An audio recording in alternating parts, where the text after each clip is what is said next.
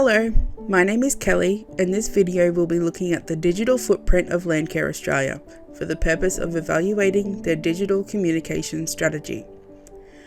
I will go into detail about their objective and call to action, their social credibility, user experience design, the different social media platforms they use and how they use them, as well as any recommendation and commendations I can offer to enhance their digital footprint.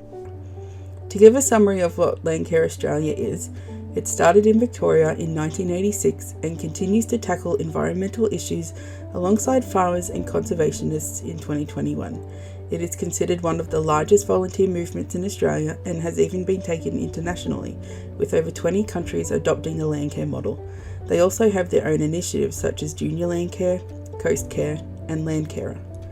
The main objective for Landcare Australia, as stated on all of their platforms, is all Australians actively caring for the land and water that sustains us. They aim to raise awareness about issues relating to our environment to get the community involved. Landcare Australia does not rely on community donations to fund their efforts, rather it gets support from partnerships, sponsors and the government. They award a lot of grants to communities and individuals in need of help. The call to action from the website is more for support and volunteers. The overall effectiveness of Landcare Australia's digital footprint is quite good. When searching for Landcare Australia on Google, the first result is the main website, and when the website link is clicked, the landing page gets straight to the call to action, letting users know what events are coming up in 2022, where to find a local group, and asking for donations. This is again reflected at the header of the web page, with the pages Get Involved, Support Us and Donate nestled up the top next to the Landcare Australia logo. If users don't know the name Landcare Australia though, how do they find them online? I took some keywords from their About page and looked them up on Google. By searching for native tree planting, Landcare Australia doesn't show up. Also looking up landholders, Farmers Australia, Landcare Australia again doesn't show up. Although Landcare Australia has been around for so long that the name is synonymous with caring for Australian land, it still should have more keywords able to be searched for. Landcare Australia's digital communication strategy targets Australian citizens who live regionally or rurally and care about the environment. Their website has a more formal tone compared to their social media, which is more casual, appealing to a broader audience. There is no evidence of a blog, and as stated in a recent reading, if you have a blog, your customers can access your content without signing up to a particular network. The content will always be available through a search engine, offering a safer, longer-term social media presence. I would recommend that Landcare Australia add a blog to their website for these reasons. Landcare Australia are very socially credible. According to Carolyn and Kim, social credibility can be narrowed down to 4 main strategies: personable interaction, expertise, invitational rhetoric, and trustworthiness. The team behind Landcare Australia are very personable, with the overall tone of the posts on social media being friendly and relatable. They often feature people from the environmental business sector and professionals to boost their content and to portray their expertise. Along with their friendly tone, their posts often include a question or a fun fact for their audience, opening the lines of communication. Landcare Australia is a trusted foundation as they have been active in Australian communities for over 30 years and are associated with official government organisations. The pages on the website would be my next suggestion to fix. There are so many of them. According to a recent reading, websites should have less than 7 page options. Simplicity is important for user experience. Landcare Australia's website has 11 pages. Further refinement would lead to a better user experience with logical groupings and headings to guide the user to where they want to go without having to navigate through 11 different pages. On a mobile device, the website looks much the same. However, the call to action isn't front and center on the web page. The donate and subscribe buttons are at the bottom of the main page.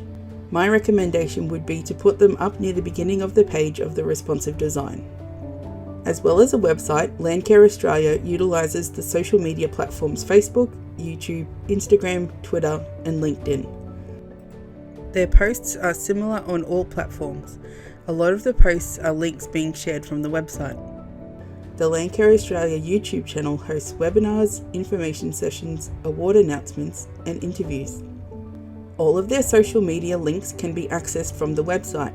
There is an up-to-date Facebook feed on the right-hand column of every page on the website. which allows users to see what the Landcare Australia team has posted on their social media channels. Links to all of their social media platforms are also on the left-hand side of the website, allowing users to share the Landcare Australia homepage. Another commendation is that all of Landcare Australia's social media profiles use the Landcare Australia name across all platforms. This makes it easier for people to identify them and makes them seem more credible too. The content on their social media somewhat facilitates dialogue and sharing, and there is always something to be taken from their posts. This can be a fun fact about soil or bragging about young Landcare leaders, which is another clever move, as of course Shiloh's family are going to share this post, which generates more interaction and engagement. In fact, Shiloh's photo is the top performing post in the past month. My recommendation would be to create a more invitational rhetoric with their posts, not just talking about the link they're sharing. Landcare Australia uses famous people such as Gardening Australia's TV personality Costa for posts. This is a very clever move, as Costa has over 164,000 followers on Facebook and almost 86,000 followers on Instagram, both with a very high engagement rate on all posts. By tagging his profile on the Facebook and Instagram posts, and Costa sharing the Landcare posts on his own page, this opens up a whole new audience to Landcare Australia's social media platforms. I used Rival IQ and compared Landcare Australia with the Australian Conservation Foundation, Planet Ark and WWF. Landcare Australia has over 27,000 likes on their Facebook page, but the engagement rate is only 0.049% over the last 30 days.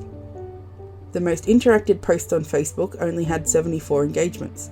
While the team behind Landcare Australia posts an average of 9 posts per week, which keeps up with competitors, the engagement is so incredibly low compared to the competitor average.